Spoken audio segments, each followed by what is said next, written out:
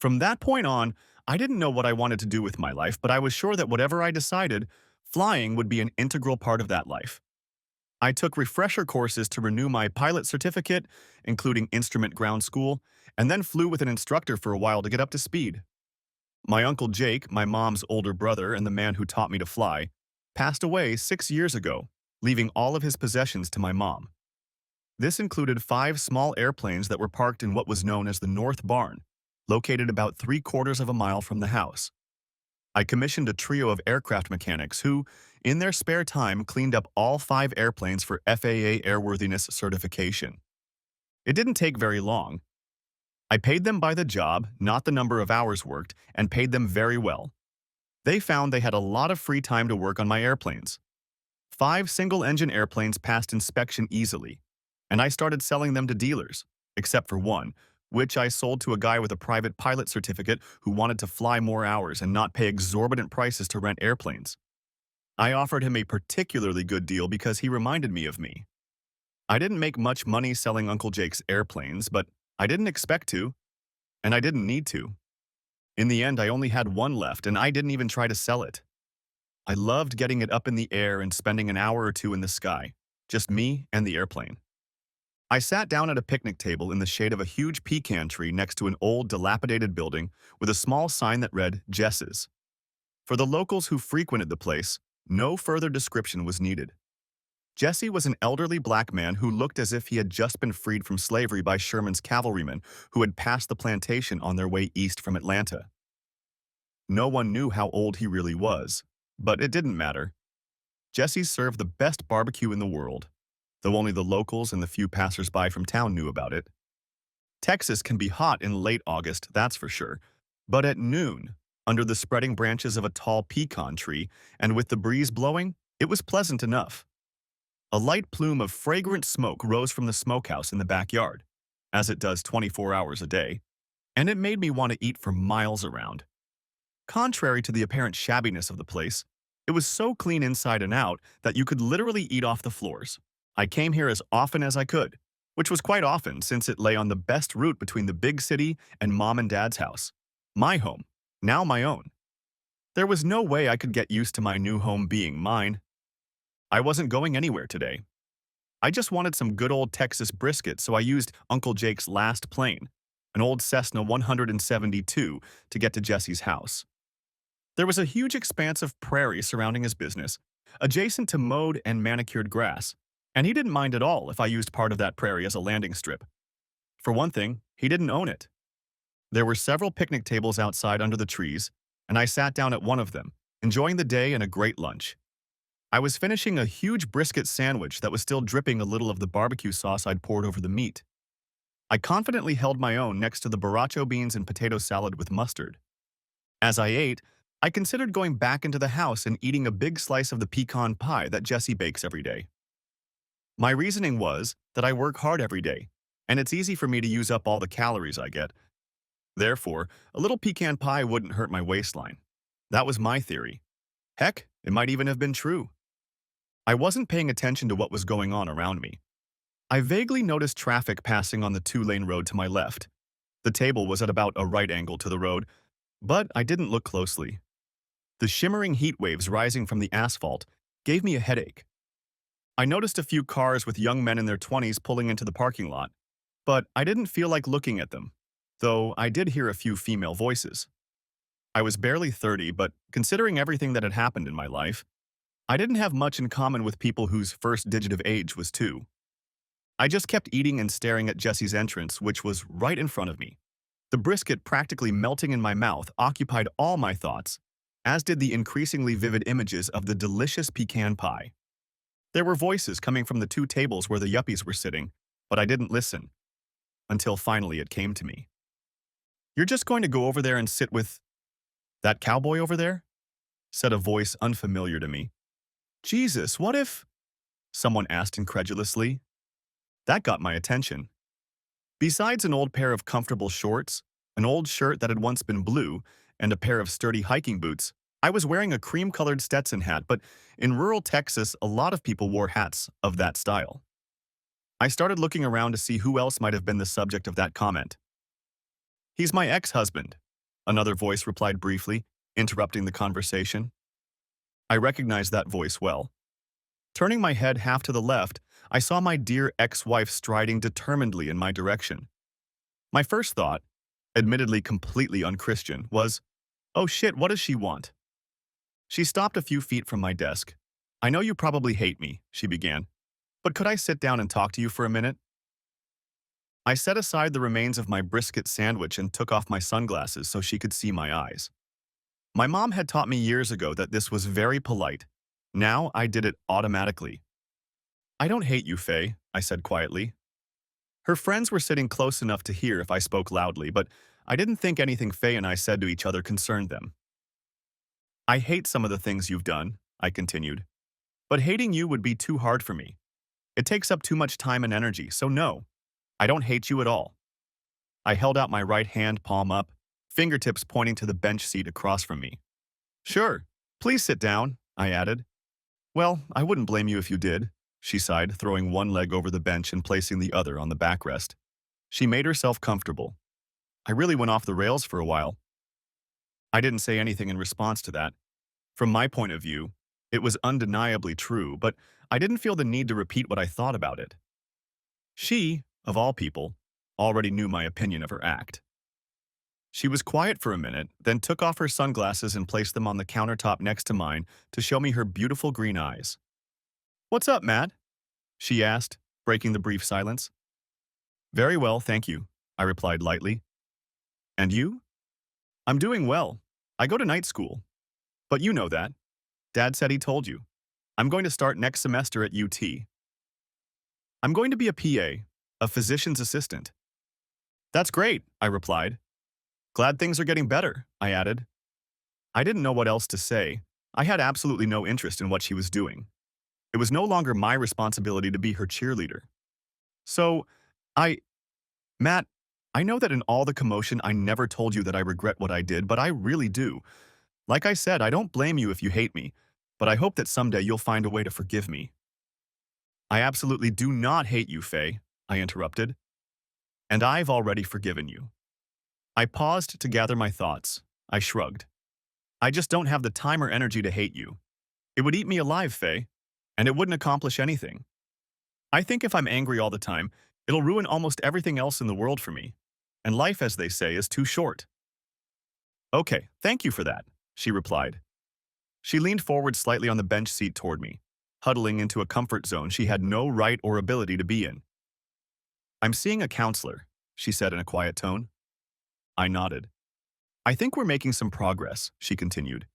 She's helped me realize that the decisions I make have consequences, and they affect not only me, but a lot of other people. I nodded again. If I had realized how bad it was going to be, I never would have done any of the things I did, Matt. And I'm really sorry I put you through this. I felt my forehead furrow when she said that. Without wanting to, I fidgeted restlessly on the hard bench. Faye noticed my expression and sensed my disapproval. What? She asked with a note of irritation in her voice. I'm trying to apologize and show you that I'm working on getting better. I know it's better not to act the way I did back then. Faye, I think your counselor is wasting your time, and probably your father's money, I replied. If that's all she's trying to get across to you. Well, I don't know. Maybe this is just the first step and she still has some work to do. I paused to gather my thoughts.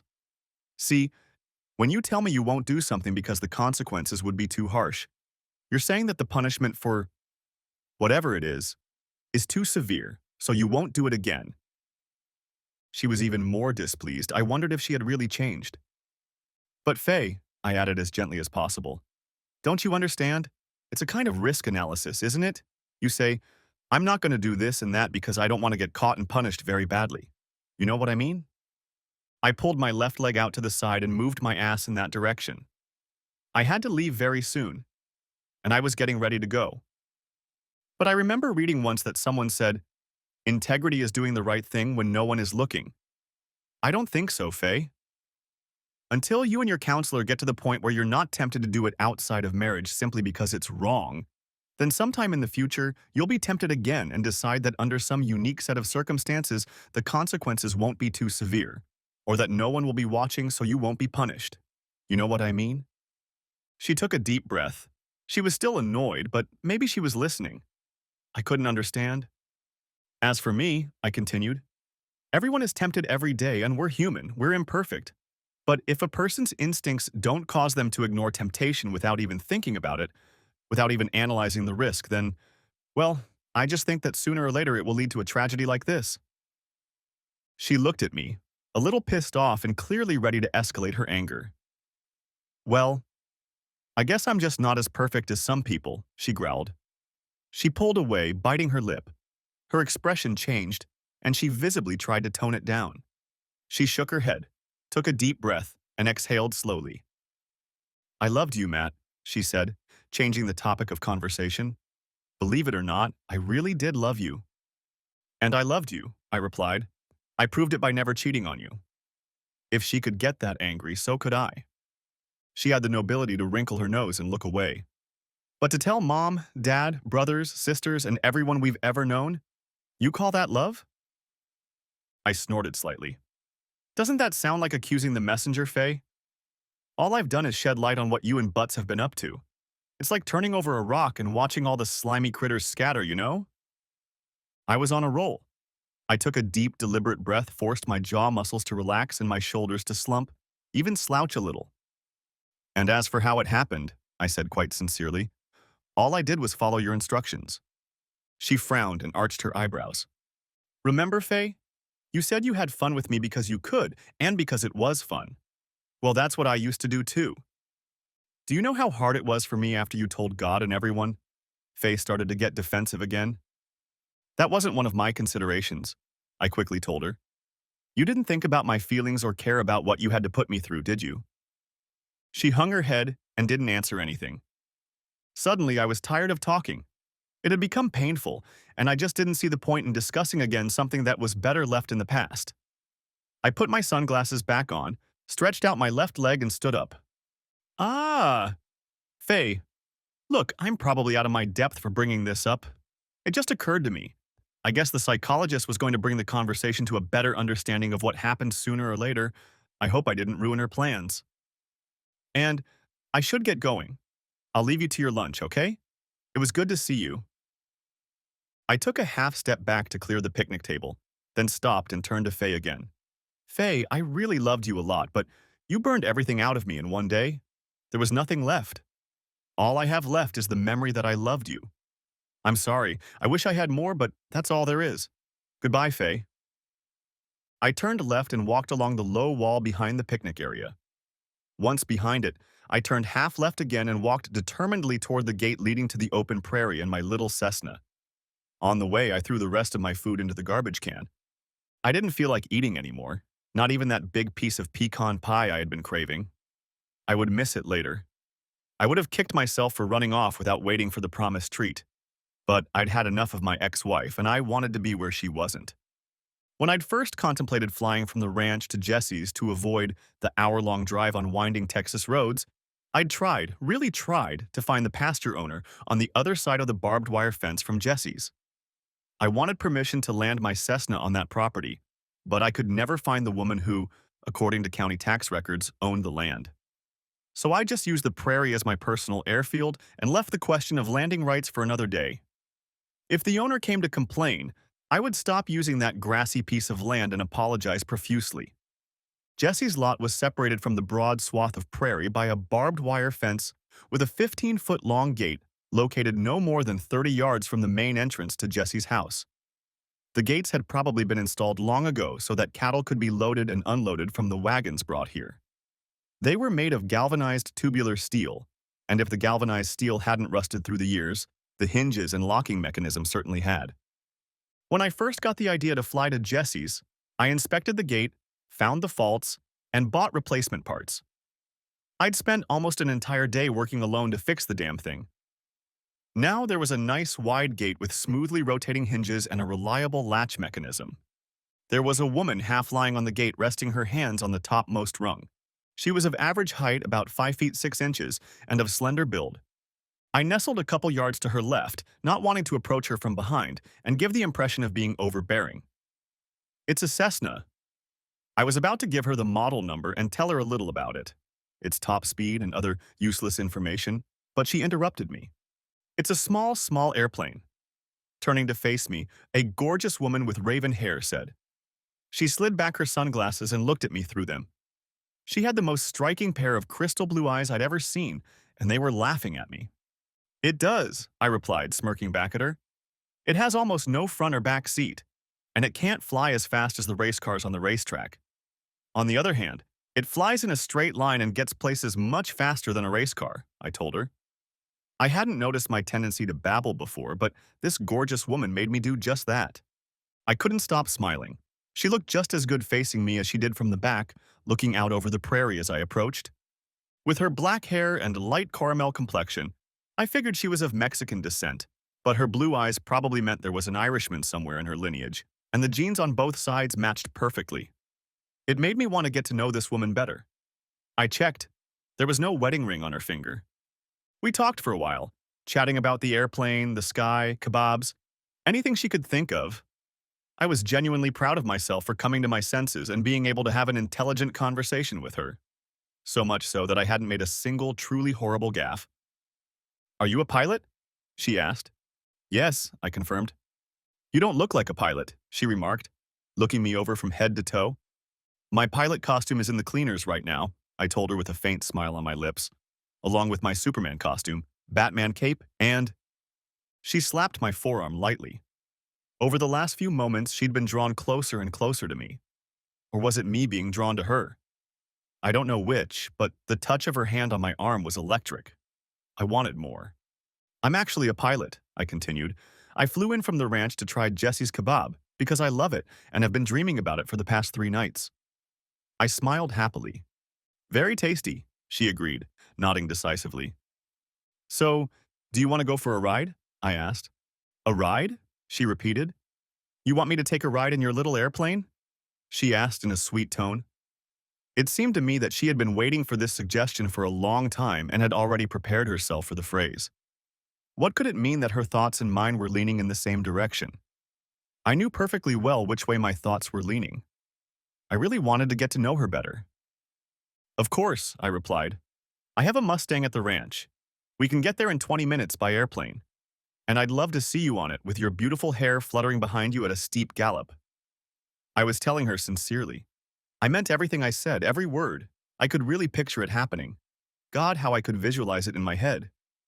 She looked me in the eye, then turned away and trotted toward the group of yuppies she'd arrived with. Julie, she squeaked. The girl had great lungs. I figured the drivers of a few big trucks a mile or so down the road might have heard her. Julie, of course, heard her without difficulty. A short, busty brunette stood out of the crowd and walked a couple steps in our direction. Throw me my stuff! I'm going on an airplane! Shouted my beauty. Apparently, that meant something to Julie because a leather clutch purse quickly flew into the air and dropped a couple of meters in front of my future Latino co-pilot. The busty brunette put her hand on it. I was impressed. Picking up her clutch, my girlfriend staggered back to my side, tucking it safely under her left arm. She pulled her phone out of her back pocket and stared intently at the screen while I watched her. She touched a few icons and then brought the phone up to her ear. A small cloud of dust from the clutch's collision with the Texas dirt began to slowly dissipate. Stevie? Mercy, I'm going to take the airplane with Cowboy. Yes, on an airplane. And we're going to go see his ranch and stuff, okay? Mercy, huh? We hadn't gotten around to exchanging names yet. I was curious. And I didn't know who Stevie was. I knew who Julie was, the girl with the major league arm, but that was it. Yeah, I'll be okay. She lifted her eyes and looked into mine. It'll be fun. Yeah, Cowboy's really nice. No, you don't know him. I sensed that someone was questioning my Mercy girl about who it was she was flying off to an unknown ranch with. I stepped closer to her and grinned. I loved being around her. She smelled great. I pulled my wallet out of my back left pocket, extracted my private pilot certificate, and held it up to her eyes. Yeah, I know. Wait, I know, yes, Stephanie. Stop talking, damn it, she said with irritation. Listen, write this down, Mommy. I know you're worried about me, but listen, okay? Do you have anything to write with? There was a brief silence. Mercy rolled her eyes at me and then shook her head from side to side in impatient anticipation. She took off her sunglasses to read the card I held out to her. God, what beautiful blue eyes, a cute nose with a hint of freckles, high cheekbones, and a full mouth with lips that wanted to be kissed. Now that the huge shadows had been removed and her eyes unfocused while she was talking to her distant mommy, I was able to examine her more closely. So, his name is Matthew James Singletary. Oh yes, Matthew. And his pilot's license. Certificate, I whispered, interrupting.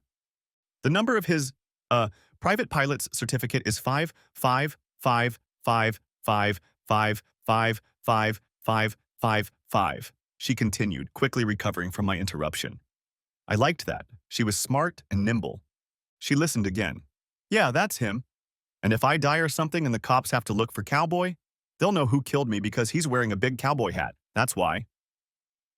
It took Mom or Steffi or whoever was on the other end of the conversation a moment to pull herself together. No, I don't know yet, my beautiful Latina said quietly. I'll call you later, okay? She closed her eyes and bit her lip, listening for a long minute. Okay, Mommy. I'll be careful. I love you too, bye. The girl I now knew as Mercy pressed the disconnect icon and slipped her phone into her back pocket. I walked her through the gate, glancing back at the picnic table where I'd been talking to Faye. She wasn't there, and I couldn't find her, looking around the crowd of people at the two tables. I wasn't looking, though. I was busy hiding Faye behind a door labeled "Do Not Open. Never Again." Mercy, do you always talk to your mother like that? I asked with a casual smirk. I unlocked the wide gate and opened it. That wasn't my mother, she replied. It was my roommate, Stephanie, she explained, but sometimes she acts just like my mom. Well, that tells me she cares, I commented, slamming the wicket shut after she passed. She calls me Mercy, because she heard my real mom once called me that. Short for Mercedes, she told me. I pondered the name change as we walked to the passenger door of the old, refurbished Cessna 172 airplane. Mercedes, I said slowly, savoring every syllable as she climbed into the passenger seat. Do you mind if I call you Mercedes instead of Mercy? It's a beautiful name. And different, kind of exotic. And it suits you, I commented as I closed the cockpit door behind her and carefully secured it. I tried not to look to see if she minded me calling her by her full name, but she didn't protest, so I guess it went okay. I removed the wheel chocks from the left tire, tossed them into the luggage compartment, and slammed the door shut, then climbed into my seat. I handed her the headset on the passenger side and set it up on the intercom, started the engine and let it idle for a few minutes while I set up my headset and checked the intercom while talking to her. I pulled away from the barbed wire fence on the huge tires of a three-wheeled chassis, pointed the old lady against the wind, and rushed across the prairie. We were in the air in an instant. The Cessna's responsiveness was one of the reasons I loved the old lady, and I turned in a wide circle to the right. A moment later, we were back above Jesse's restaurant and the crowd of yuppies Mercedes and Faye had arrived with. A young, black-haired beauty waved frantically at them from the right seat. I tightened the throttle and made a circle above them so they could get a good look at Mercedes and wave back at her. Once out of the circle, I straightened up for a minute and set a course to the south. Then I gained altitude again and flew over Jesse. I flapped my wings a few times and then began to gradually gain altitude. I chose a course that would take us to the ranch that Dad and Mom had left behind. We'd be there in 20 minutes, give or take. I leveled off as we gained enough altitude to avoid collision with the birds, but not so high that we would show up on the dispatcher's radar. As we flew, we talked. So, I stretched out. If you don't mind, Miss Mercedes, you're the first Hispanic woman with blue eyes I've ever met, no offense. She threw me a quick glance. Well, first of all, I'm not Hispanic, and I'm not Latina either, smartass. She playfully remarked, quickly frowning. I apologize, I said, glaring at her. I didn't mean to offend you. She looked at me contemptuously for a moment, then agreed, smirking. You, sir, are in the presence of a true Cheyenne maiden, and the Cheyenne Nation is Native American, not Hispanic, Latino, or whatever. I studied her facial features for a long moment and smiled. Okay, Miss Cheyenne Warrior Princess. For a history project, I once read a bunch of diaries written by mountain men in the early 18th century, and I don't remember any mention of blue-eyed Cheyenne maidens in them. I paused to check my instruments, then pointed to the horizon again. So, Come clean, I continued. Your Cheyenne warrior maidens must have Celtic blood running through them. Mercedes stuck out her tongue but smiled. Maybe I have an Irish mother on both sides, content. She joked. Ah, I said, nodding sagely, or as close to sagely as I could get. So Dad was counting on a wandering Irish girl roaming the desert. Is that the Cheyenne Desert, Wyoming, by any chance? No? Philadelphia, she replied calmly. And Mom says she did it. She says she ambushed a poor traveling Cheyenne warrior and captured him fair and square. Says she took pity on him, and now he belongs to her. I laughed, imagining the war of words between her mother and father. My mom and dad often had these kinds of verbal duels. I think I'd really enjoy buying your parents a cup of coffee and sitting down with them for a long, pleasant conversation. They seem like nice people, I told her, patting her left hand lightly and then returning my fist to the controls. I liked touching her hand. She was well-built and attractive. If I had known, she could have been a model. Her skin was silky and smooth. Mercedes asked about Faye. She had heard Faye telling everyone that I was her ex. I told her a little about the circumstances of my and Faye's divorce and what we had talked about at Jesse's. I told Mercedes that my entire marriage, and its demise, had been locked in a corner of my mind, and explained how comfortable I was with it. I also told Mercedes, no, I don't think it was cold of me to invite her on the airplane in the presence of Faye. My ex-wife was no more to me than any other woman sitting at a table full of yuppies. She explained that Julie was a maternal third cousin, and Julie had invited her and Stephanie to come to Texas for a semi-vacation before Mercedes and Stephanie's dance troupe began preparations for a fall-winter tour of Europe. Julie, I was told, had worked with Faye but didn't know her that well. I told Mercedes that I obviously didn't know Faye very well either, after which we dropped the subject. Mercedes asked how I learned to fly, and I told her about my Uncle Jake, how he taught me all the basics of piloting and helped me take solo flight at the ripe old age of 15, and how flying is now one of my favorite things to do. Next, we talked about everything that came to mind. My navigation was right on point. The ranch appeared on the horizon too soon for me. I spent my time chatting with this pretty Cheyenne girl. I outlined a well-developed stretch of prairie that I used as a runway, and explained to Mercedes what leeward and leeward legs were. As we approached the leeward side and veered hard to starboard, I got the old Cessna in excellent condition for a tricycle landing. I pulled up to a large shed where the tether straps and chocks were stored. We secured the airplane in case of high winds. After all, this was Texas, and Texas has nothing but wind blowing for miles and miles and miles and miles and miles and miles and miles and miles. Mercedes helped where she could, and when we were done, I led her through a spacious passage in the side of the barn to the other side, where we could see the house 100 yards away. Okay, she said, looking around. She gestured toward the house where my Range Rover was parked by the back porch. Where's that Mustang you were talking about? Oh, over there, I replied, changing direction abruptly and heading over to where an ever-dwindling herd of horses huddled against the corral railing. They were already watching my progress and Mercedes, practically begging for some kind of treat. I didn't have any apples with me, but they didn't know that. There she is, I said, pointing to a 3-year-old sorrel filly who was dancing around, obviously well aware that she had become the subject of discussion.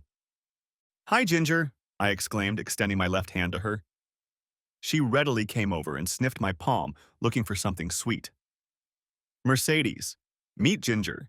Ginger, Miss Mercedes, Cheyenne, warrior princess, and just a good person, I said as I introduced them to each other. Ginger looked up and snorted. Mercedes, on the other hand, tried to hold back a laugh. What? I asked, completely confused. I had no idea what I had done that was so funny. I carefully checked my fly to make sure I hadn't made some kind of gaffe, but nothing looked out of place. I thought you said you had a Mustang, she explained, giggling. Yeah, I said, that's her. She was running around with a small herd in Nevada when she got caught a couple years ago. I don't know exactly how she got here, but she's a real Mustang. There aren't many of them left. Mercedes chuckled again. I thought you meant a Mustang car. She clarified. You know, vroom, vroom, vroo-oh. Such a Mustang. I laughed. Not really, I told her. Why do you think I said I'd like to see you on her, like riding her, and galloping? I thought that's what cowboys said, she admitted, grinning. I grinned just as broadly. I loved that she could joke so self-consciously without getting upset or defensive. In my experience, that was a rarity for attractive girls. I was really starting to like this woman. No, I muttered, but I'd still like to see you, uh, on it. And going fast with your beautiful hair waving behind you, I told her. And then it hit me. You do ride, don't you, Maiden Cheyenne? I asked. She had said something about Philadelphia during the flight, and I was sure that a whole bunch of women in Philadelphia had never been around a horse, much less learned to ride. And I learned, she declared with a smirk. Summer vacation with Grandpa running elk, you know? She explained. But I'm not going on that, she said sadly, pointing to the shorts she was wearing. I'll be so sick I won't be able to go on Sundays for a month afterward. It was true. It would really chafe, and I wholeheartedly agreed with her refusal to go in those shorts. I didn't want those smooth, creamy thighs to get irritated. I didn't want that at all. That's why she couldn't go in that outfit. I pressed my lips together. There had to be some way around this problem. An idea tickled in my head, but there was no way I could focus on it. For a moment, I dismissed it. I smiled back at her. I was beginning to like that mischievous grin of hers. A thought occurred to me. What about you, Cheyenne? I asked. If you don't mind me asking. She threw a quick glance at me, trying to figure out if I was really interested or trying to make a joke, and smiled when she saw that I really wanted to know. It's like the pigeon that calls in the morning, she said, watching my reaction. I tilted my head to the side, pretending to ponder the title, but later discovered I wasn't pondering a damn thing. I was seriously imagining the meaning of the title. Eventually, I nodded slowly and felt myself smile slightly. Very nice, I suggested. A lovely idea. A lovely name for a lovely woman, I said, putting meaning into each word. She liked it. She patted my chest a couple times. I didn't even notice that she had shortened the distance between us as we talked.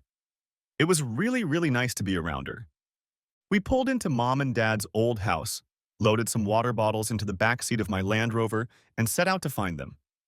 We drove across country to where I was sure a small herd of longhorns kept close to a spring that never dried up. The expanse of prairie beyond the boundaries of my ranch exceeded our several hundred acres. I could find no one who recognized himself as the owner of all this grass. There were some indications that it had been returned to government control. However, no one came and said we couldn't let our cattle graze there, and I took advantage of that. The longtails could have been anywhere within walking distance of the spring. We found the spring easily enough, and while Mercedes walked around, I took the opportunity to clean up the drainage a bit. We then drove a few miles north and then west, skirting the butte where we found cattle coming down the dry ditch to the water we had just left. We parked and watched their leisurely movement. Mercy couldn't get enough of the distance between the tips of the horns of these animals.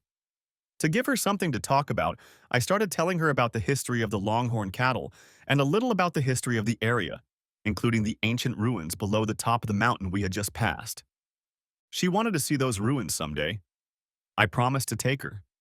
I told her about the buffalo too, but they were already far away, probably in another direction since they and the longhorns harbored a persistent distrust of each other, and the afternoon was already fading. We started walking back towards the house, chatting about this and that, nothing memorable, just friendly conversation. By the time we got back to the old homestead, the shadows had already thickened. I drove around the house, noticing the pool and hot tub in the backyard. Then we drove a bit down the hill to the county road so I could show Mercedes the little house that Mom and Dad let me live in from the time I turned 15 until I went to college. I also showed her the plowed field, now overgrown, with almost even furrows, that I used to walk through several times a day when I was a kid. I told her that I started running in that field when I decided to use it as an exercise machine, and told her I was sure I did aerobics every day just getting to and from home. Back on the front porch of the main house, I turned off the engine but didn't open the door for a moment. Ah, Mercedes, I really don't want to drive you back to town. I'm having the time of my life here with you. On the other hand, I don't want it to look like I'm holding you captive or something. So if you want, we can go back to town. I can get you home in time for dinner. She studied my face for a moment, looking deep into my eyes. What do you want to do? She asked. I want to fire up the grill and feed you steak and salad for dinner, I answered her quickly. Then maybe we'll take a swim in the backyard pool and afterward we'll look at the stars when it gets dark and listen to the coyotes howl, I said hastily. Mercedes looked at me carefully and then slowly smiled. She lifted her right hip and reached into her back pocket for her phone. Stevie? She asked. Hi. Listen, honey. I'm not coming back tonight, okay? Yeah. I'm going to stay here at the ranch. I don't know. Maybe tomorrow. Or the day after tomorrow. Yeah, that's okay. I'll call you tomorrow. Bye. She turned to me again. Cowboy, Matt, she said seriously. Can we go inside and find that nice bathroom you showed me earlier? I was starting to like that smile of hers. Sure, I replied, pulling on the doorknob. The last one inside, uh, has to wait, I called out. She squeaked something unintelligible, trying to open her door. We ran up the 4 wide steps to the porch and I pushed the door open as fast as I could. She laughed and tried to grab my arm or something to slow my running, but I was bigger and gained strength.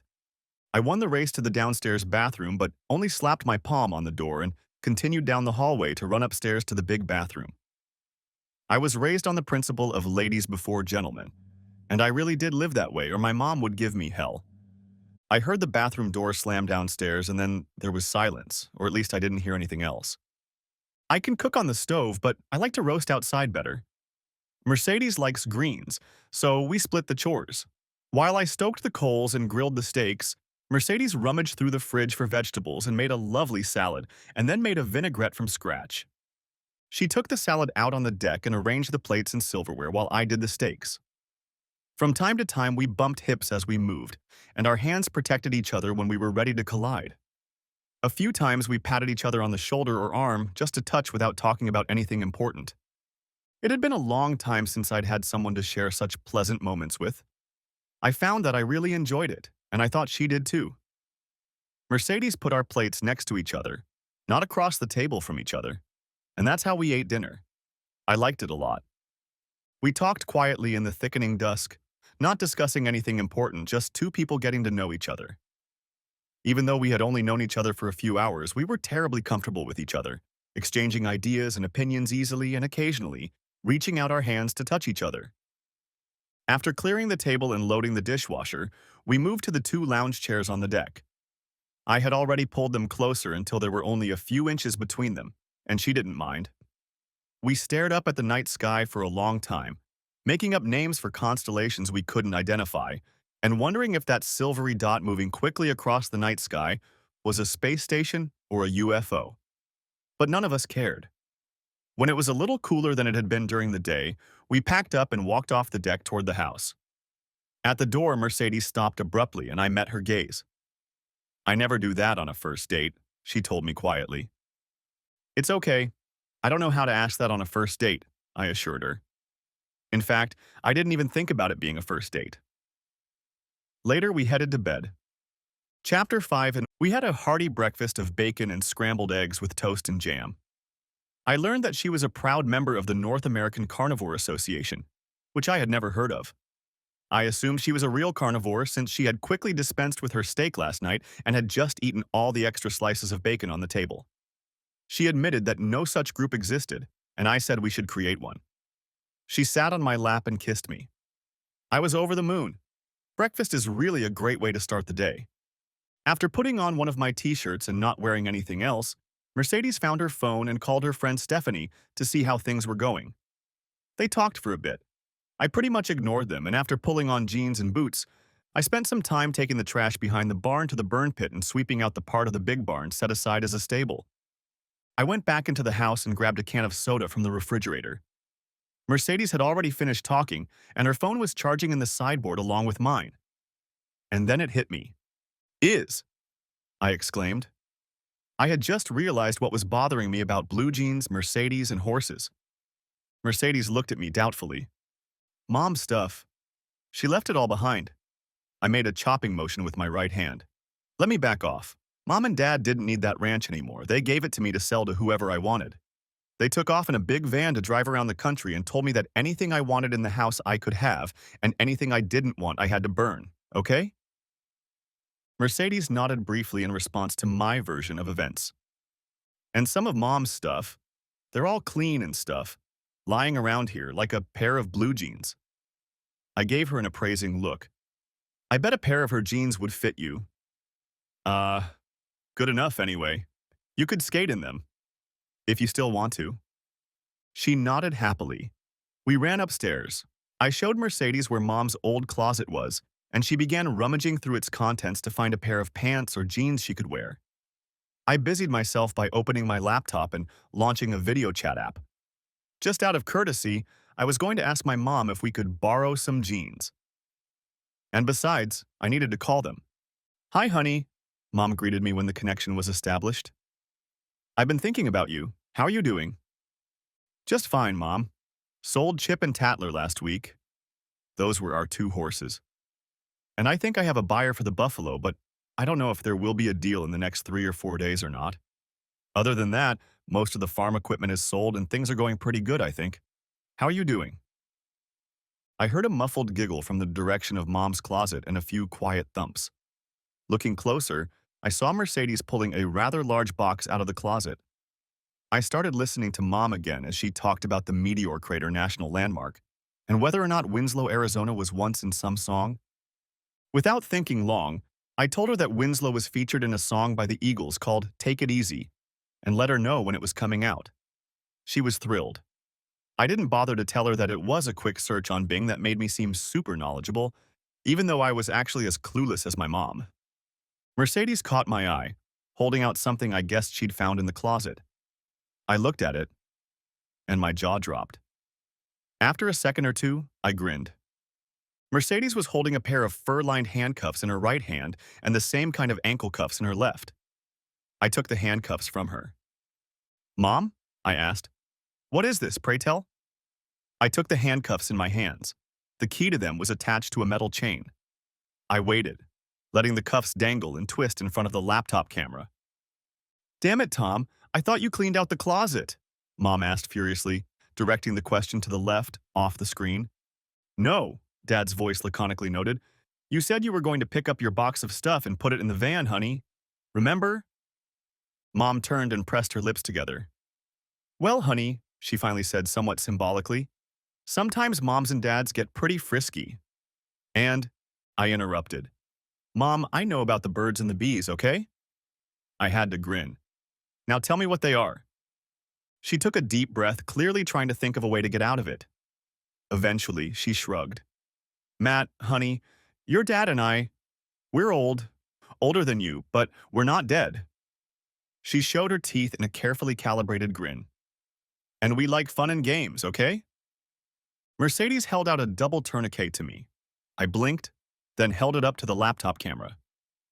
"What's this, Mom?" I asked. Mom took another deep breath. "Well, shit," she began. She looked to the side. I was sure that's where Dad was lurking. "Damn it, Tom. You should have reminded me about the box, damn it." She didn't get a response and didn't seem to be expecting one. "So, honey, maybe, for example, on your birthday, your daddy will be very, very lucky if, you know, one of my girlfriends comes to his special night and we— TMI, absolute overkill of information. But I had fun teasing my mom. Obviously, there was a lot I didn't know about my parents. On the other hand, I realized that they were an energetic, very affectionate couple and obviously loved adventure. One incident came to mind. "Oh my, you mean when Aunt Janet came over and stayed the night?" I asked. "Aunt Janet wasn't my aunt, she was just a close friend of my mom's. Probably a lot closer than I thought." Mom muttered. She didn't say yes, but her mumble didn't sound like a no either. "That's a yes." There was no way I was coming to my senses. "So, when you sent me to the cabin for Dad's birthday, you were all— Don't be rude, Matthew," Mom warned me sternly. "I won't, Mom," I promised. "But why?" "Because I have rules, boy. When your father gets some— Me too." I didn't utter another word. My mind was blown. "Hi, honey," Mom called out. I didn't know what Mom was doing right now. She had already greeted me. "Is my son treating you well?" she asked. "Why don't you introduce us, Matthew?" she said, obviously addressing me. I was confused. Mercedes wasn't in the camera frame and she was being quiet, so my mom shouldn't have known there was someone with me. "Son," Mom said reproachfully, You do remember that my floor mirror is right behind you, don't you? I looked around. There was an old full-length mirror against the wall that Mom kept in the bedroom, and it was pointed at just the right angle. There stood the Mercedes. I sighed. Things were getting complicated. Mom, say hello to Mercedes. Mercedes, my mom, I said, introducing them to each other. Mercedes waved her hand towards the mirror, then turned around and brought her face closer to mine so the camera could capture her. Hello, Mrs. Singletary, she said cheerfully. Mom giggled. Honey, after that conversation you were listening to, I don't think we need to be so formal. Call me Leah. Yes, like in Star Wars, Mom said cheerfully. She smiled happily. Okay, Leah, Mercedes replied cheerfully. I think it's really great that you and your son can talk so freely. It's wonderful. They talked some more and I pulled away from them. I was sure Mom couldn't see my left hand caressing the inside of Mercedes' right thigh, but I wasn't sure if something like that needed to be hidden. It was a strange morning. Then my father's face appeared from the side. He said hello to Mercedes and disappeared from sight again. The last thing I saw was the back of his head going down out of sight. Mom leaned back slightly, grabbed the edge of the table, and then pitched forward again. For a second, I was confused. Mom, this is, Dad? Honey, I have to go, okay? Mom said uncertainly. Her eyes shifted as she looked at Mercedes. Don't do anything we don't do, okay? She reached out to press a key on her laptop. Mama! I jumped up before she could close the chat room. What would you do? She pondered the question for a long time. Honey, I'll give you a different answer, okay? She said affectionately. Nice to meet you, Mercedes, she called out. She jabbed her finger at the keyboard and her image went out. I closed the laptop and looked at Mercedes again. I was shocked, but not alarmed. It went on like that all weekend and all the following week. On Thursday, everything changed. Honey, Matt, Mercedes asked quietly over breakfast. She had been quiet since we woke up and I could see something was bothering her. Uh-huh, I answered confidently. I was sure I was about to find out what the problem was. You know Stephanie, right? I know. Well, I don't know if I know her, but I know who you're talking about, yes. Mercedes nodded. Can we ask her to stay with us? Is that okay with you? I was stunned. Mercedes and I were doing just fine. We were incredibly compatible, both in and out of bed. We did morning chores on the farm together, cooked meals together, walked almost as far as the road, rode horses, and enjoyed each other's company. That's how it seemed to me. Why would she bring someone here who could only complicate Mercedes and I's bond on an even deeper level? On the other hand, her question was about inviting Stephanie to stay with us, which was an interesting way to frame the situation. Of course, I replied firmly. There was no point in preventing it. If Mercedes didn't want to be alone with me, it wasn't going to happen, so I could get out of the situation no matter what. Mercedes immediately brightened up. Thanks, sweetie. I'll call her, okay? Sure. She took my hand as soon as the connection was made and pulled me to her. She didn't want me to leave while she was talking to her friend. That seemed like a good sign to me. Hi, Stevie, Mercedes greeted her friend. Cowboy agreed, so it's okay. We can get some exercise. The living room with the wood floors and, yes, Stephanie, horses. Yes, and an airplane too. Stephanie to Stephanie. Stop talking. She rolled her eyes looking at me. Okay, yeah, we'll do anything. Just get your stuff together. Stephanie. Stephanie. Stephanie. Shh. Listen to me, woman. Only pack a few things. No, you won't need much. We're pretty, don't need clothes, okay? Yeah, I know. Listen, pack me a bag with my brushes and hairdryer and, yeah, you know what I need. For sure. She said we again, meaning me and her. I liked that. It made me feel better, whatever it was. A thought occurred to me. I waved my hand to get her attention. Wait a minute, Steph. Mercedes addressed the girl on the other end of the line. Does she know how to get here? I asked. Mercedes was only talking about Stephanie needing to bring things back to the ranch. Mercedes inhaled and exhaled in frustration. She shook her head. I smiled.